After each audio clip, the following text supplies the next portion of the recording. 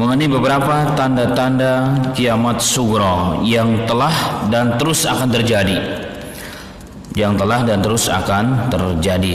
Nabi SAW mengatakan tidak akan datang hari kiamat sehingga bumi itu yang hari ini kita lihat gersang, kering kerontang.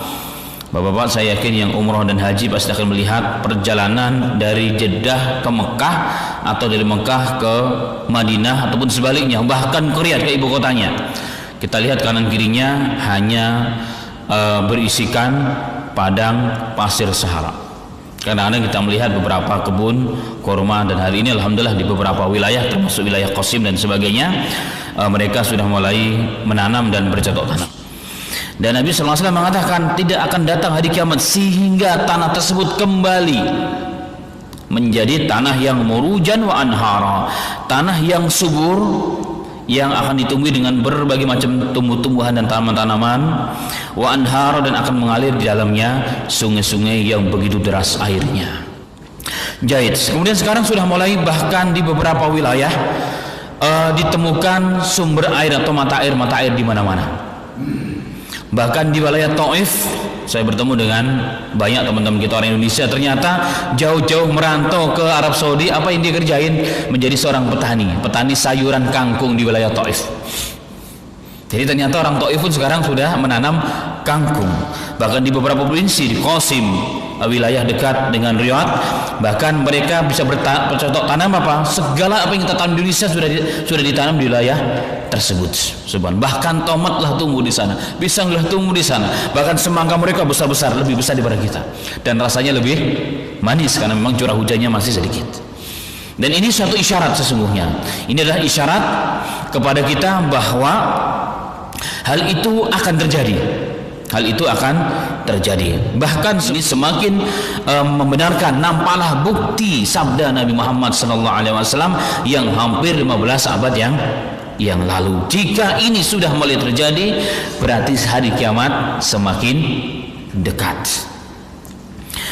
Karena itulah maka pada tahun 2013 ketika turun salju, orang-orang Arab yang awam sama kayak kita tidak tahu, maka mereka senang main salju, main ski bahkan di atas salju tersebut. Tapi ulama-ulama yang paham hadis, ulama-ulama yang betul-betul mengetahui hadis-hadis seperti ini, mereka justru menangis kepada Allah. Kenapa? Karena ternyata kebenaran sabda Rasulullah sudah mulai nampak di wilayah mereka, dan sebagai bukti semakin dekatnya hari kiamat. Allahumma musta'an. Itu yang pertama.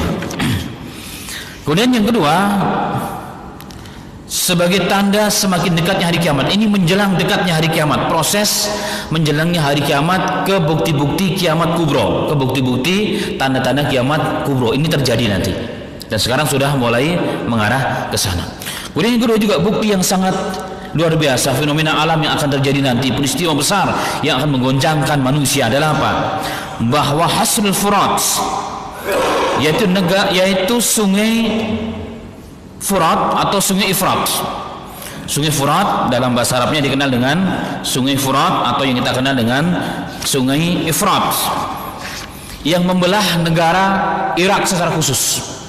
Yang sungai tersebut berawal dari Turki, yaitu Anatolia, Turki, masuk ke wilayah Syria, turun ke bawah Syria, terus masuk ke Baghdad, dan sebagian masuk ke wilayah Iran. Itu sungai Ifrat. Jadi sungai yang cukup panjang, bahkan mencapai 2.781 km. Dan sungai tersebut sungai yang penuh dengan sejarah. Jadi semenjak sebelum Islam, bahkan sungai tersebut kanan kirinya dipenuhi dengan sejarah dan peristiwa yang sangat besar. Dan sungai itulah yang membelah antara wilayah Arab dengan wilayah Farsi. Makanya Irak itu terbagi jadi dua, sebagian Farsi, sebagian Arab, dibelah dengan sungai itu, sungai Ifrat atau sungai Furat.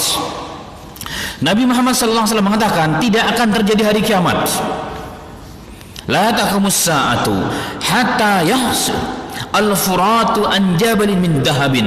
Hadis sahih riwayat Bukhari dan Muslim dan lain sebagainya. Nabi Muhammad SAW bersabda, tidak akan datang hari kiamat sebelum sungai yang membentang membelah 4 negara, yang merupakan sumber kehidupan dari negara yang dilalui tersebut, itu akan berubah nanti kering dan akan muncul gunung-gunung emas, kata Rasulullah. Jika itu telah terjadi, maka kiamat semakin dekat. Jika belum, maka kiamat masih belum akan datang. Nabi SAW mengatakan sekali lagi, tidak akan tegak datang hari kiamat sebelum sungai Ifrat atau sungai Furat tersebut berubah menjadi gunung emas, kata Sallallahu Alaihi Wasallam. Ada sebagian ulama mencoba memahami hadis ini tetapi dengan akal, bukan dengan iman. Padahal hadis-hadis begini terkadang akal kita bukan agama nggak sesuai dengan akal, tapi akal kita belum nyampe karena belum terbukti.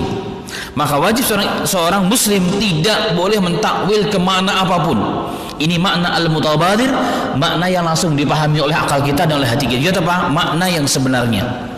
Karena sebagian orang yang disebahkan kepada ilmu dan ulama, yang dimaksud dengan emas itu adalah petrol, adalah minyak bumi. Dan itu tidak benar. Kenapa tidak benar? Yang pertama, jelas Nabi sallallahu alaihi wasallam menyatakan jabal.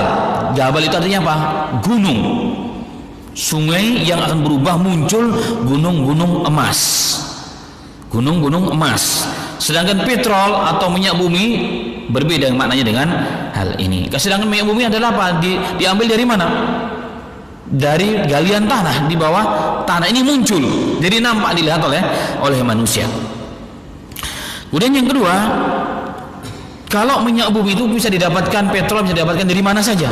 Tapi hadis ini menunjukkan dengan taksis, dengan khusus, bahwa yang akan berubah, sungai yang akan berubah menjadi gunung emas adalah sungai Ifrat atau sungai Furat.